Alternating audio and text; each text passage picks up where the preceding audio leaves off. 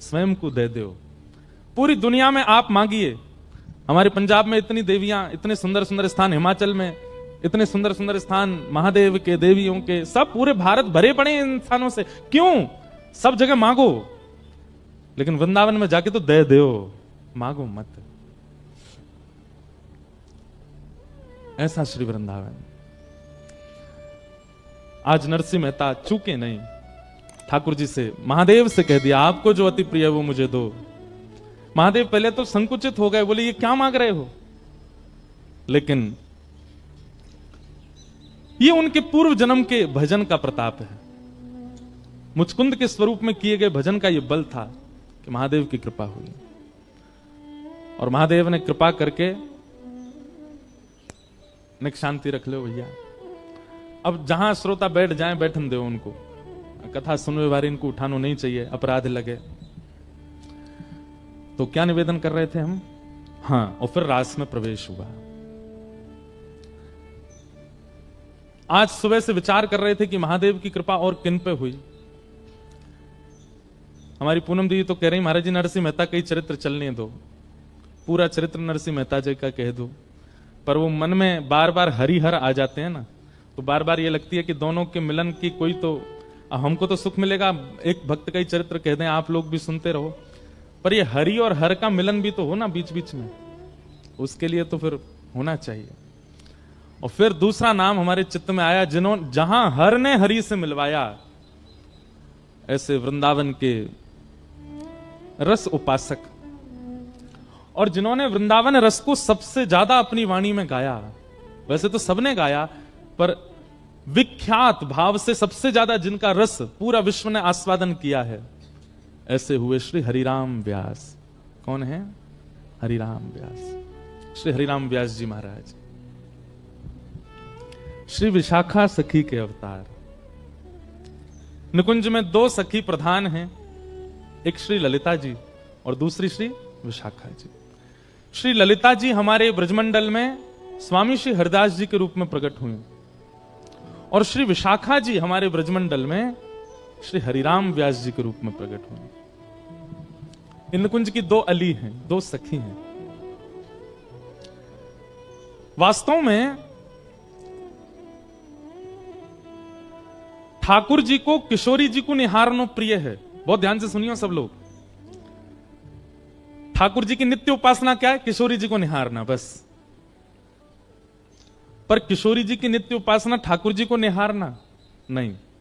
चाहती तो हैं, चाहती तो नित्य ठाकुर जी को निहारना है, पर ठाकुर जी इतने व्यस्त हैं कि किशोरी जी भी थोड़ा संकोच करती हैं। और दूसरी बात, दूसरा कारण हमारे ब्रज का आ जाता है कि किशोरी जी चाहती तो ठाकुर जी को निहारना है, लेकिन कहीं ठाकुर जी ज्यादा फूल नहीं जाएं, ज्यादा कहीं इतरान नहीं लग जाएं, इसलिए जानबूझ के निहारती नहीं है।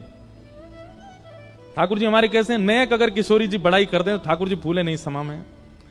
नेक अगर ज्यादा निहारन लग जाए तो ठाकुर जी स्वयं ही काजर लेके हमें अपनी बिंदी लगा ले, मुझे नजर लग जाएगी आपकी।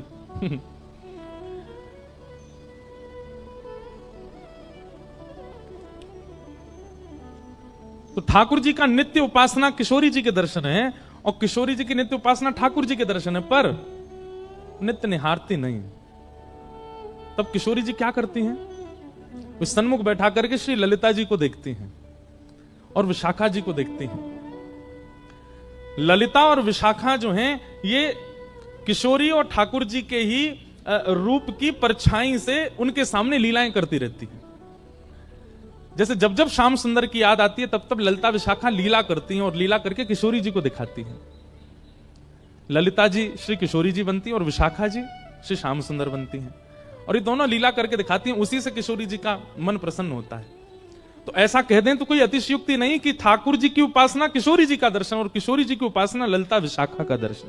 वो नित्य निहारती दोनों को। कितनी बड़ी सौभाग्यवती हैं कि अपलक नेत्रों से किशोरी जी निहारती हैं उनको। ललिता जी का तो प्रादुर्भाव ही किशोरी जी के प्रतिबिंब से हुआ। ऐसी कथा आती है कि एक बार निकुंज में ठाकुर जी बोले, हे श्यामाजू चलो आपको श्रृंगार मैं करूंगा। और जब जब किशोरी जी को श्रृंगार ठाकुर जी ने किया है, तब तब किशोरी जी को अपनो ही रूप भायो है। जैसे हर किसी को अपने आप को श्रृंगार के बाद देखने की इच्छा होती है, हम कैसे लग रहे हैं। अन्य दिन तो सखियां तैयार करती हैं, कभी कीर्ति मैया श्रृंगार करती हैं, कभी श्री जी स्वयं भी श्रृंगार करती हैं, परंतु अन्य दिन तो किशोरी जी स्वयं को श्रृंगार करके प्रतिबिंब में देखती हैं, दर्पण में देखती हैं और फिर आगे लीला में चली जाती हैं। पर जिस दिन ठाकुर जी श्रृंगार करके जाते हैं किशोरी जी का, किशोरी जी प्रतिबिंब के सामने ही बैठी रहती हैं, स्वयं को ही निहारती हैं। आज ठाकुर जी ने किशोरी जी का श्रृंगार किया, पत्रावली पधराई, आंखन में काजर लगायो, सुंदर निज कर गूथ सुमन के गजरा, ये अपने ही हाथ पहरावत है, तू है सखी बड़ भाग बड़ी, नंदलाल तेरे घर आवत है। जैसे घर में देखा है ना, कभी बहनें बैठी हैं एक दूसरे के केश गूंथती हैं, ऐसे किशोरी जी बैठी हैं और ठाकुर जी उनके केश गूंथ रहे हैं। और किशोरी जी को आज इतना सुख मिल रहा है, इतना इतना आनंद है, पर प्रकट नहीं करती हैं। ठाकुर जी ने श्रृंगार किया और सुंदर पुष्प ला करके किशोरी जी के केशन में ऐसे सुंदर सुंदर गुच्छ बना करके श्रृंगार किया, और जैसे ही दूर से प्रतिबिंब लेकर के श्याम सुंदर आए, बोले हे श्यामाजू विराजो, देखो मैं आपको दर्पण दिखाऊं। और जैसे ही ठाकुर जी ने प्रतिबिंब दिखायो, किशोरी जी तो निहारती रह गई अपने स्वरूप को।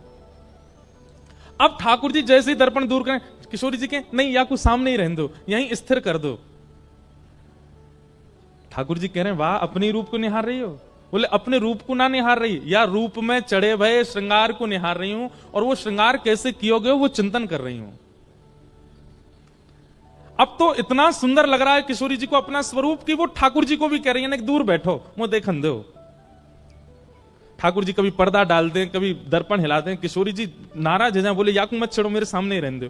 अब तो किशोरी जी कुंज में भी जा रही हैं तो वहां पर भी ऐसे ऐसे दर्पण लगाए कि जहां किशोरी जी नजर घुमाएं अपनो ही प्रतिबिंब देख रही हैं।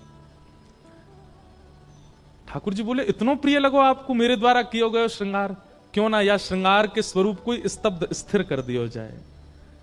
और तभी किशोरी जी अपनी स्वरूप को देख करके बोली हे ललिते, और जैसे ही अपने स्वरूप को ललिते कहो है तो किशोरी जी को जो प्रतिबिंब है वो प्रतिबिंब ही श्री ललिता जी के रूप में प्रकट है गया। श्री ललिता अली, ललिता सखी आ गए। तो सोचो, जब जब किशोरी जी विरह में हो, वैसे तो विरह होवे ना है, सखी है ना दे, लेकिन फिर भी जब भी कभी वियोग होवे, जब भी कभी याद आवे, श्री ललिता जी को देख लें किशोरी जी। ऐसी ये दो सखी हैं, ललिता और विशाखा। उनमें श्री विशाखा जी के जो अवतार हुए हमारी पृथ्वी पर, जिनका नाम है हरिराम व्यास। हरिराम व्यास, श्री हरिराम व्यास जी के लिए श्री नाभा गोस्वामी जी कहते हैं, उत्कर्ष तिलक अरुदाम को भक्त इष्ट अति व्यास के, काहू के आराध्य मच्छ कच्छ नर हरि सूकर, बामन फर साधरन सेतु बंधन जू शैल कर, एकन के यह रीत नेम नव धासों लाए, सुकुल सुमुखन सुवन अच्युत गोत्री जू लढ़ाए, नौ गुण तोरी नूपुर्ग हो महत सभा मधिरास के, उत्कर्ष तिलक अरु भाल के, उत्कर्ष तिलक अरुदाम को भक्त इष्ट अति व्यास के। श्री हरिराम व्यास। एक बात याद रखिएगा, भक्तमाल जी में श्री नाभा जी ने भगवान के भक्तों को केवल भक्त कहा, लेकिन हरिजनों के भक्तों को श्री नाभा गोस्वामी जी भक्त राज कहते हैं। बहुत ध्यान से सुनिएगा, जो ठाकुर जी के भक्त हैं श्री नाभा जी कहते हैं ये केवल भक्त हैं, इनकी उपाधि केवल भक्त की है, लेकिन जो ठाकुर जी के भक्तों के भक्त हैं ये भक्त राज हैं, ये भक्तन के राजा हैं। आप लोग अपने घर में प्रिया प्रियतम की सेवा करते हैं, लड्डू गोपाल की सेवा करते हैं, किशोरी जी की सेवा करते हैं, आप केवल भक्त हो, और उनकी सेवा से ऊपर आपके लिए कुछ भी नहीं है तो आप भक्त हो। लेकिन अमृतसर में कोई ब्रजवासी आ जाए और आप मचल जाओ, आपके नेत्र तड़पने लग जाएं, आपको हृदय व्याकुल हो जाए, आपके मन में इच्छा हो कि बस कैसे हम जामे जाके उनके दर्शन कर आए, नए कुंते मिले आए, उनको अपने हाथ की कछु बनी सामग्री पवायाए, उनके बैठ के 2 वचन सुनियाए। ठाकुर जी से भी अति प्रेम यदि हरिजनों से है तो श्री नाभा जी आपको भक्त राज कहेंगे। ये भक्तन के राजा। और एक बात हम आपसे स्पष्ट कह दें, ठाकुर जी से प्रेम करना सहज है, पर हरिजनों के प्रति प्रेम होना ये सबसे कठिन है। हरिजनों से प्रीति नहीं हो पाती, हरिजनों के प्रति वैसा प्रेम नहीं हो सकता। और वाकई लैया भी अगर आपको प्रयास करना हो, देखो एक बात हमारी बात बहुत ध्यान से सुनिएगा। एक तो सामने कैमरा वाले भैया ने बैठ जाओ, अगर तुम्हारा कैमरा स्थिर है हो तो हमें देखे ही ना रहे बेचारे। जय हो। तो ठाकुर जी की सेवा बहुत सरल है। सवेरे 7 बजे मंगला करते हो, किसी दिन 8 बजे कर दोगे तो ठाकुर जी नाराज नहीं होंगे, और काउ दिना 5 बजे ही कर दोगे तो भी ठाकुर जी नाराज नहीं होंगे। ठाकुर जी को राजभोग में कढ़ी चावल खवा दो तो भी ठाकुर जी राजी हैं। ठाकुर जी को केवल दही भात खवा दो तो भी राजी हैं। कुछ नहीं तो दूध के भोग लगा दो तो राजी हैं।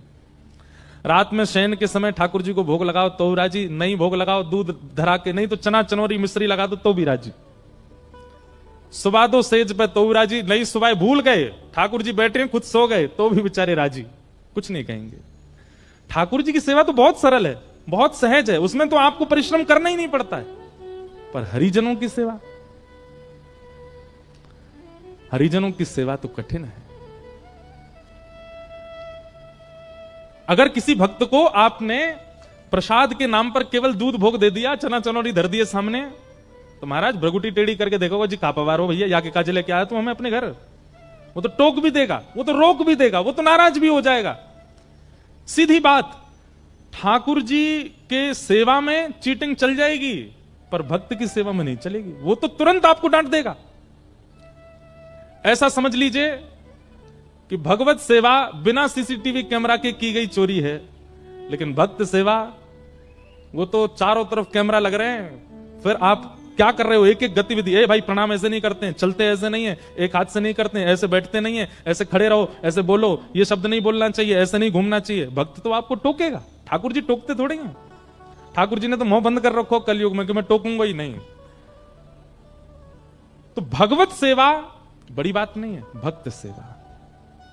और श्री हरिराम व्यास जी के लिए क्या कहा गया, उत्कर्ष तिलक अरुदाम को भक्त इष्ट अति व्यास के।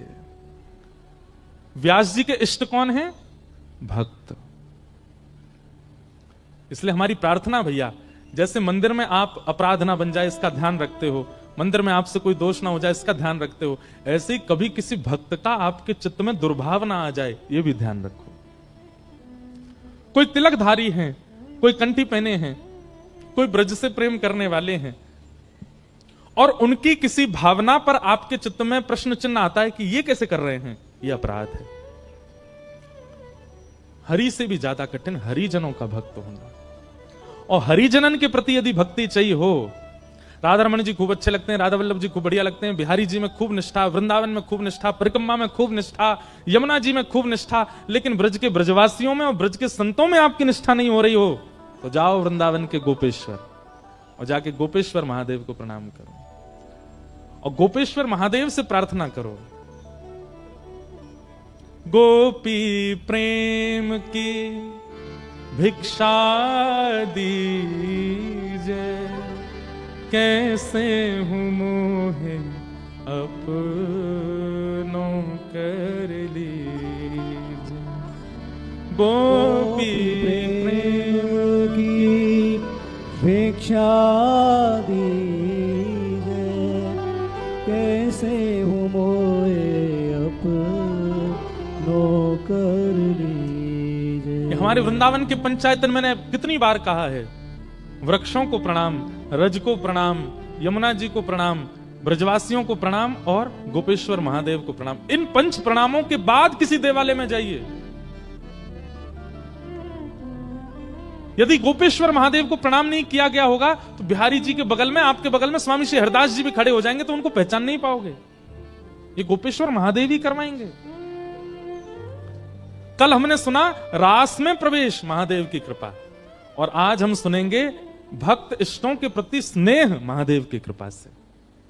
ठाकुर जी से प्रेम करना हम सिखाएंगे ही नहीं इन 7 दिनों में, वो तो आप सब करते हो, वो तो आप सब जानते हो। पर जिनसे हमारे हरि रीझ हैं, ऐसे हरिजनों से प्रेम ये महादेव सिखाएंगे, ये महादेव बताएंगे। हरिराम व्यास जी कैसे हैं? बोले भक्त इष्ट अति व्यास के। आप देखेंगे बिल्कुल सूर्य और चंद्रमा की तरह परिवर्तन हुआ हरिराम व्यास जी के जीवन में महादेव की कृपा से।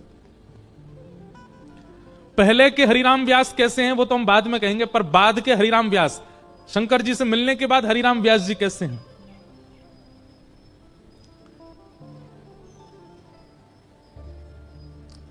हरिराम व्यास जी संतों की खूब सेवा करते थे। और हरिराम व्यास जी के ठाकुर जी कौन से हैं? जुगल किशोर को लाड़ लड़ायो, नवल कुंज ही अमाह, कुंज निकुंजन की रज धारे, व्यास युगल यश गाय, वृंदावन प्यारो वृंदावन श्री वृंदावन। आप लोग आश्चर्य करेंगे, और ये हम किसी के इष्ट को या किसी परंपरा को हम कोई गलत नहीं बोल रहे हैं, पर हमारे वृंदावन के सप्तनिधियों में जितने भी ठाकुर प्रकट हुए सब एक एक ही प्राप्त हुए। रूप गोस्वामी को गोविंद देव मिले, सनातन गोस्वामी को मदन मोहन मिले, गोपाल भट्ट गोस्वामी जी को राधा रमण मिले, और कौन से रह गए बीच में हैं? हितरवंश महाप्रभु जी को राधा वल्लभ जी मिले, मधु पंडित जी को गोपीनाथ जी मिले। सबको ठाकुर अकेले अकेले ही मिले। किशोरी जी तो गादी जी के रूप में मिली, चूड़ामणि के रूप में मिली, लेकिन एकमात्र ऐसे श्री हरिराम व्यास हैं जिनको जुगल प्राप्त हुए, जुगल किशोर पिले, जिनके लिए किशोरी जी भी प्रकट हो गई। इसीलिए श्री हरिराम व्यास जी गाते हैं, किशोरी तेरे चरणन की रज पाऊं, किशोरी तेरे चरणन। मैं कान पकड़ के क्षमा मांगते हुए कह रहा हूं, हमारे वृंदावन की आचार्य परंपरा में अगर किशोरी जी सही ठाकुर जी मिले तो केवल हरिराम व्यास को, क्योंकि महादेव की कृपा से।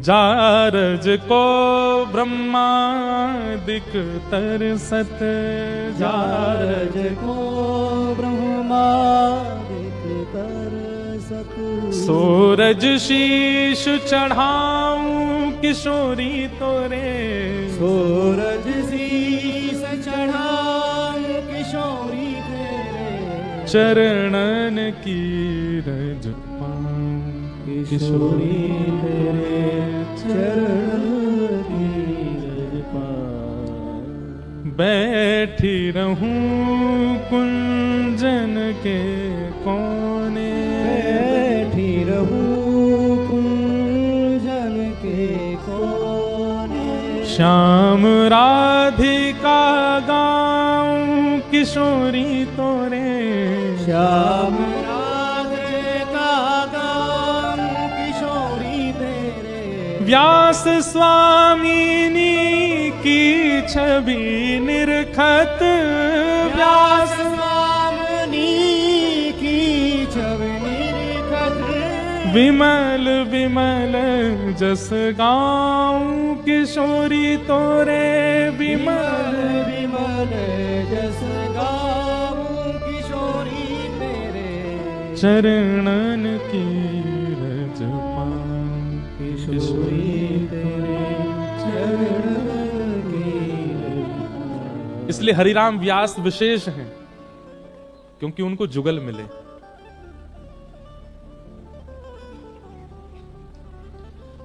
तो श्री विशाखा जी ये प्रकट हुई कलयुग में हरिराम व्यास जी के रूप में, और आपका जन्म हुआ ओरछा के एक शुक्ल परिवार में, एक दिव्य ब्राह्मण कुल में आपका जन्म हुआ। नाम आपका हरिराम शुक्ल रखा गया, हरिराम शुक्ल। हमने पूरा चरित्र लिख भी रखा अपने पास, आज सुनाते हैं प्रेम से। अच्छा, कई लोग ना वो बहुत जल्दी आके बैठ जाते हैं कथा में, आगे आगे बैठ जाते हैं, फिर बीच में उठ के जाते हैं। ऐसों से हमारी प्रार्थना कि आप जिनको जल्दी जाने का होता है ना, 6-7 बजे जिनको जाना ही है, वो पीछे ही बैठ जाए करो। आप कब आए कब गए किसी को पता नहीं चले, लेकिन जो बेचारे पूरी कथा सुनने के भाव से बैठे उनको विक्षेप नहीं हो। अवर और प्रवर 2 प्रकार के श्रोता बताए गए भागवत जी में। व्यास के आने से पूर्व आवे और व्यास के जाने के बाद जावे, उसी को प्रवर श्रोता कहते। हम हैं तो बालक की, यहां से नीचे तो हमें खूब आप जो है गले में गलवैया डाले घूमो, लेकिन जब मंच पे बैठते हैं उतनी देर व्यास हैं, उतनी देर आपको ये बात तो याद रखनी चाहिए कि आप कम से कम व्यास के जाने के बाद जाओ। तो हरिराम शुक्ल जी का जन्म हुआ और बाल काल में आपने सरस्वती मंत्र को सिद्ध कर लिया। हमें याद है सरस्वती मंत्र, और हमने खूब उसकी उपासना भी की है, और उसी कृपा से कि आप सबको कथा सुना रहे हैं। तो सरस्वती दिव्य मंत्र की आपने इतनी उपासना की, इतनी उपासना की, नवरात्रों में आप केवल अन्न जल त्याग करके जल और केवल कुछ फलाहार लेकर के सरस्वती मंत्र की उपासना करते थे। और उससे ऐसा हुआ कि व्यास हरिराम शुक्ल जी के जिह्वा पर वाग देवी सरस्वती साक्षात विद्यमान हो गई। और उसका प्रभाव यह हुआ कि आपने अध्ययन करके स्वयं को इतना विद्वान बना लिया कि आप जिस जगह जाते वहां के विद्वानों को हरा देते। काशी में जिस गुरुकुल में आप पढ़े थे, उस गुरुकुल में सब विद्वानों ने मिलकर के सारे छात्रों में से आपको चुना और चुन करके मंच पर बुला करके आपकी विद्वत्ता से प्रसन्न होकर के आपको व्यास की उपाधि प्रदान की। इसलिए नाम पड़ गया हरिराम व्यास। हरिराम व्यास। एक दिन हरिराम व्यास जी के मन में आया कि क्यों ना मैं पूरी पृथ्वी पर दिग्विजय करूं। अच्छा, एक तो विद्वान, दूसरे रूपवान, सुंदर रूप भी था, और तीसरा ओरछा के एवं ओरछा के आसपास के राजघरानों के ये कुलगुरु भी थे। सब राजा इनके आगे हाथ जोड़े खड़े रहते थे। भागवत जी कहती हैं, कम आयु का होना, बहुत योग्यताएं प्राप्त कर लेना, बहुत सम्मान मिल जाना, स्वरूप का होना और सत्संग का ना होना, यह पतन का कारण बन जाता है। आप रूपवान हैं लेकिन सत्संग नहीं करते हैं तो आप रूप गर्विष्ठ हो जाओगे। आप धनवान हो लेकिन सत्संग नहीं करते तो धन का अहम आपके अंदर से कभी नहीं जाएगा। आप योग्यताओं से परिपूर्ण हो, विद्वान हो, गाना आता है, नाचना आता है, या कोई भी कलाओं से निपुण हो, लेकिन सत्संग नहीं है तो वो कला आपको एक दिन गिरेगी नीचे। इसलिए कितनी भी योग्यताएं हो, उन योग्यताओं के साथ सत्संग आवश्यक है जीवन में। हरिराम व्यास जी के पास सब कुछ था, सत्संग ही नहीं था। एक दिन हरिराम व्यास जी के मन में आया कि विद्वान तो हम हैं ही, इतने राजा हमारे चेला हैं, रूपवान भी सब कुछ है, क्यों ना दिग्विजय की जाए, पूरे भारत में मुझसे बड़ा कोई विद्वान ना हो, ऐसी घोषणा करवा दी जाए। और उसके लिए क्या करना पड़ेगा? बड़े बड़े विद्वानों के पास जाकर के हमको शास्त्रार्थ करना पड़ेगा। सब लोग इधर देखो, सावधानी से सुनो।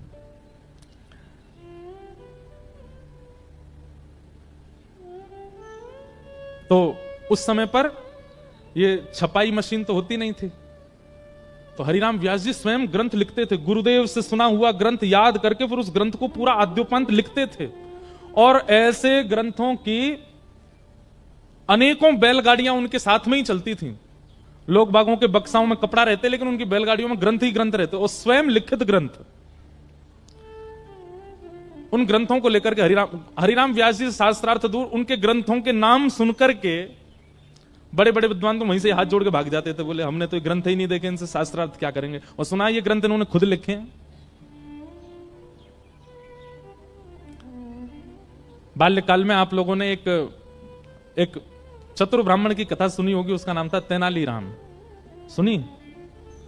याद किसी को भी नहीं होगी कोई कथा, पर तेनालीराम की कथा सबने सुनी है। तेनालीराम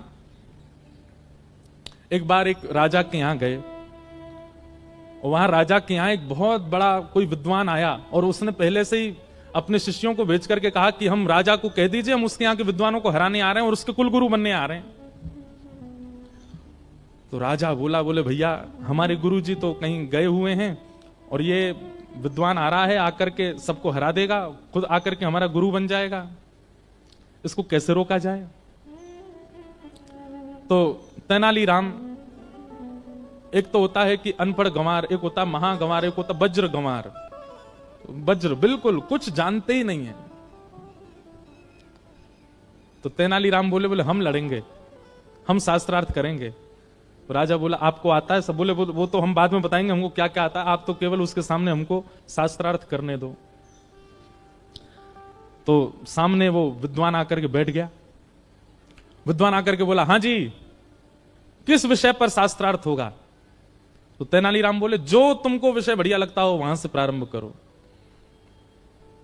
तो विद्वान बोला हमारी छोड़ो, आप बताओ कोई शास्त्र का नाम, वहां उस पर करेंगे। तो तेनालीराम ऐसे व्यंग में हंसने लगे, बोले हमारे शास्त्र पर तुम बोलने की अभी काबिलियत नहीं रखते, तुम बोलो हम उस पर बोलेंगे। बोले नहीं नहीं नहीं, अब तो तुम्हारा ही शास्त्र सुनना है मुझे। कौन सा शास्त्र है? तो तेनालीराम बोले ठीक है तो हम बता दें? बोले हाँ। बोले तिलकाष्ट महिषबंधनम, चलो इस विषय पर चर्चा होगी। विद्वान बोलो कौन सा शास्त्र? बोले तिलकाष्ट महिषबंधनम। तिलकाष्ट महिषबंधनम। अब सामने जो विद्वान बैठा था उसने अपने चेलाओं को देखा, बोले ये शास्त्र तो हमने कभी सुना ही नहीं।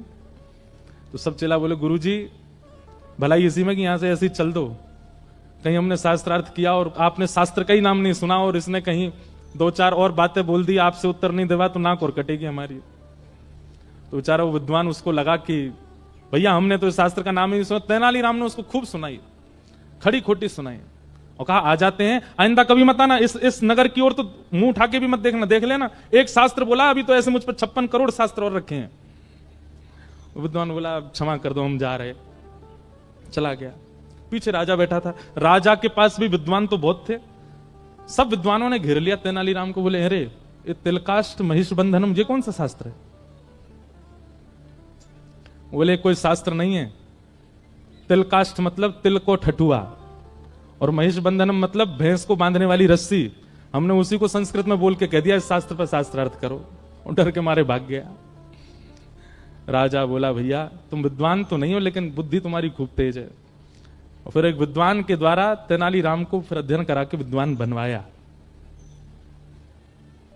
तो शास्त्रों का नाम उल्लेखित करके उस पर शास्त्रार्थ होता था। हरिराम व्यास जी की तो पोथियों के नाम पढ़ करके विद्वान घबरा जाते थे। किसी ने कहा बोले आप कहां पूरे विश्व पर दिग्विजय करेंगे, भारत में सर्वश्रेष्ठ स्थान काशी।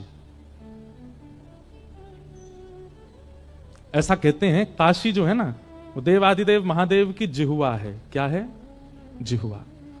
काशी में जब ब्राह्मण बोलते हैं तो उनके स्वर को उनका स्वर ना माना जाए, वो महादेव का ही स्वर है। इसलिए काशी के स्वर अलग ही हैं, चाहे वहां गाने वाले हों, चाहे वहां ब्राह्मण बोलने वाले हों, वहां के वेद मंत्र पाठ करने वाले ब्राह्मणों को आप सुनिए, वहां के बड़े बड़े विद्वानों को, वो पूरे विश्व से अलग ही हैं। काशी में भगवान की शिव की जिह्वा मानी जाती है। हरिराम व्यास जी अपनी वही 5-6 बैलगाड़ियों में भरे हुए ग्रंथ और दुनिया भर के दिग्विजय के पत्र लटका रखे थे, यहां जीते वहां जीते, वो सब उन पर लटके हुए थे। जैसे आजकल लोग गाड़ियों पर लिखवा लेते हैं, जो भी उनकी श्रेष्ठता होती है वो गाड़ी पर लिखी रहती है, चाहे महामंडलेश्वर हो, चाहे एमएलए हो, चाहे विधायक हो। हरिराम व्यास जी पूरी बैलगाड़ियों पर लगवा करके और पहुंच गए। सब ब्राह्मण समझ गए, बोले भैया ये हरिनाम व्यास को व्यास से जीतना सामान्य बात नहीं है, ये बहुत विद्वान है, वाग्देवी सरस्वती की कृपा है इनके ऊपर, इन्होंने सरस्वती मंत्र को अभिमंत्रित कर रखा है, इनकी जिह्वा पर सरस्वती नर्तन करती है, कैसे जीतेंगे हम इनसे? सब ब्राह्मण व्याकुल होकर के देवादिदेव महादेव शंकर के पास गए और कहा कि हे महादेव हमारी हार हो हमें स्वीकार, पर काशी की हार ये तो आपकी हार मानी जाएगी ना, क्योंकि यहां तो सब ब्राह्मण आपकी वाणी है, कृपा कीजिए। सब ब्राह्मणों ने जाकर के प्रार्थना की कि हे महादेव अब आप ही हमारी रक्षा करो। हरिराम व्यास आ रहे हैं। हरिराम व्यास जी की शोभा यात्रा निकली महाराज, पूरा काशी पुष्प भी बरसा रहे हैं, तो थर थर कांप करके बोले कि अब ये हरा के जाएंगे हमको।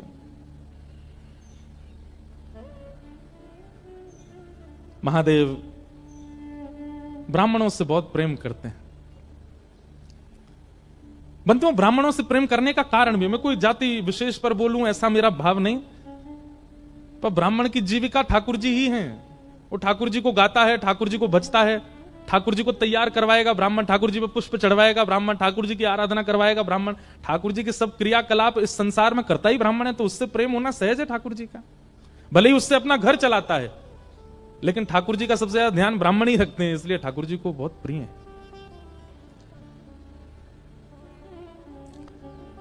ब्राह्मणों की आराधना सुनकर के महादेव बोले अब हम जाएंगे, और एक दिव्य दीनहीन से ब्राह्मण का रूप धारण करके महादेव पहुंचे हरिराम व्यास जी के पास। व्यास जी संध्या से निवृत्त होकर के प्रसाद आदि पाकर के बैठे थे, प्रतीक्षा कर रहे थे कोई शास्त्रार्थ करने आए। बाहर द्वार पर दो सेवक खड़े थे, तभी शंकर जी ने जाकर के कहा प्रणाम, हम व्यास जी से मिलने आए हैं। सेवकों ने भीतर जाके कहा, बोले महाराज द्वार पर एक ब्राह्मण आया है। हरिराम व्यास जी बोले बुलाओ बुलाओ बुलाओ, उससे तो हमको शास्त्रार्थ करना है। और तुरंत अपना आसन सब व्यवस्थित किया, ग्रंथ निकाल करके रख लिए।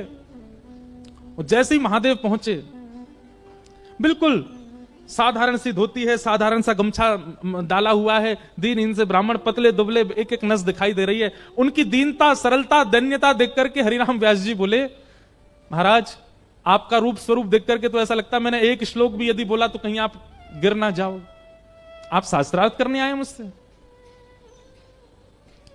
महादेव बोले नहीं नहीं, हम शास्त्रार्थ करने नहीं आए, हमने पूरे काशी में आपकी प्रशंसा सुनी, आप बड़े विद्वान हैं, आपके पास सारे प्रश्नों के उत्तर हैं, सारे ग्रंथ आपको कंठस्थ याद हैं, हम तो अपनी एक जिज्ञासा लेकर के आए हैं आपसे पूछने। हरिराम व्यास जी बोले पूछो। बोले महाराज आप इतने विद्वान हैं, ये बताइए अत्यंत विद्या प्राप्त करने के बाद उस विद्या का फल क्या मिलता है?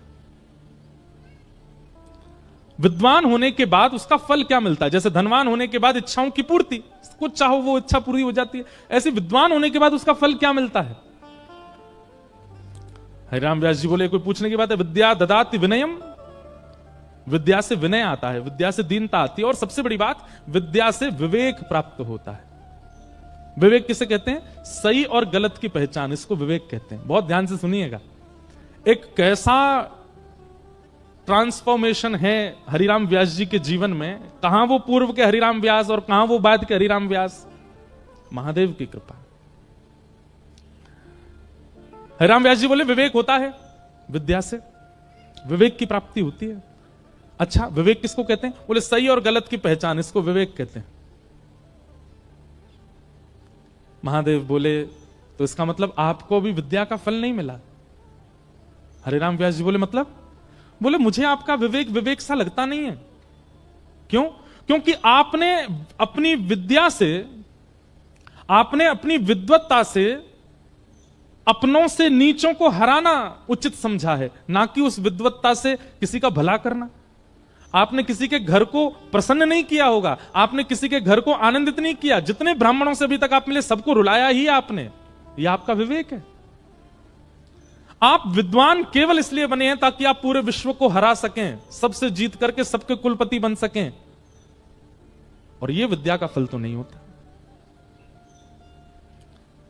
आज पहली बार हरिराम व्यास जी से किसी ने ऐसी बात की, उसके शब्दों में हरिराम व्यास जी को स्थिरता लग रही है, उसके शब्द सुनकर के हरिराम व्यास जी थोड़े से खोए खोए से लग रहे हैं, उसके शब्द सुनकर के हरिराम व्यास जी को पहली बार मौन रहने का मन कर रहा। नहीं तो हरिराम व्यास जी पे तो उत्तर हैं, यह बात याद रखिएगा। जिसके शब्द आपको स्थिर कर देते हो, जिसके शब्द आपके भीतर परिवर्तन करने की स्थिति पैदा कर देते हो, जिसके शब्द आपको अत्यंत शांत कर देते हो, समझ जाना या तो वो हरि हैं या कोई हरिजन है। शब्दों में बहुत ताकत है।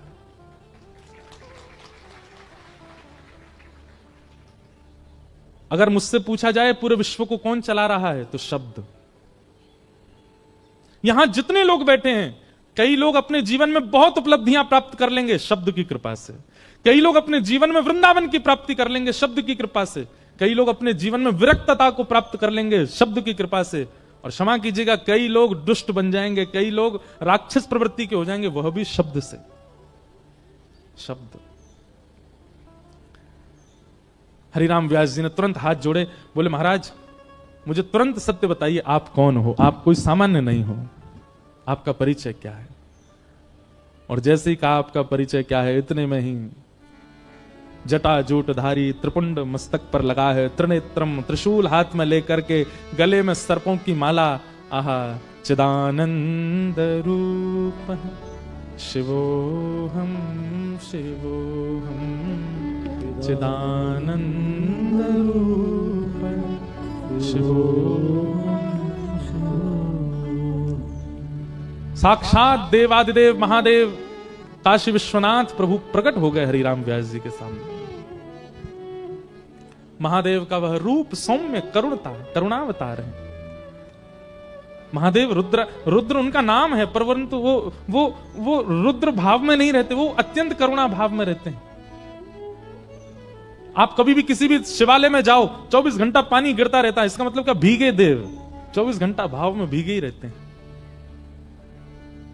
महादेव प्रकट हो गए और प्रकट होकर के हरिराम व्यास जी के सिर पर हाथ फेरने लगे। आज हरिराम व्यास जी को अपने जीवन में किए गए समस्त क्रियाओं के प्रति पाप की भावना आने लगी।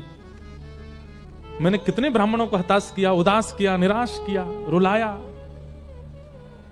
आज तक नहीं समझ पाया कि मेरी विद्वत्ता का कारण क्या होना चाहिए। आज महादेव प्रकट हो गए, चरणों में लिपट गए, बोले प्रभु कृपा करो। मुझे क्यों वाणी देवी की कृपा हुई, मुझे क्यों विद्वत्ता प्राप्त हुई, मैं क्यों पृथ्वी पर आया हूं, मेरे जीवन का उद्देश्य क्या है, कारण क्या है, कृपा करके। अब जब आप आ ही गए हैं तो आप ही बताइए। देखो, नरसिंह मेहता के भाव में और हरिराम व्यास जी के भाव में एक बात स्पष्टता लगी, पूर्ण समर्पण। आप बताइए, हम आपसे कोई जिज्ञासा ना प्रकट करें, आप बताओ, क्योंकि जानते हैं कि महादेव जिस मार्ग का अनुसंधान करवाएंगे वो मार्ग कल्याणकारी ही होगा।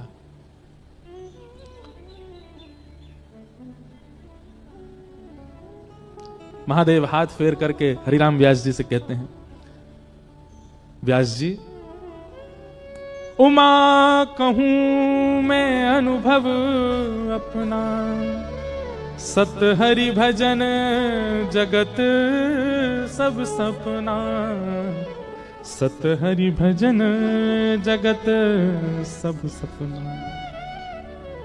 हे हरिराम व्यास, इस संसार में कितनी भी उपलब्धियां प्राप्त कर लो, तुम हमेशा अपने आप को अपूर्ण ही समझोगे। चाहे कितनी भी विद्वत्ता आ जाए, चाहे कितना भी धन आ जाए, कितना भी ऐश्वर्य आ जाए, कितनी भी योग्यताएं जीवन में आ जाए, आपको परिपूर्णता का अनुभव कभी नहीं हो सकता, क्योंकि ये सपना है और सपना कभी पूर्ण नहीं होता, वो अपूर्ण ही रहता है। ठौर तो केवल एक ही जगह मिलती है, स्थिरता तो केवल एक ही जगह मिलती है, चित्त को शांति और विश्राम तो एक ही जगह मिलता है। कहां? हरि चरणारविंदों में।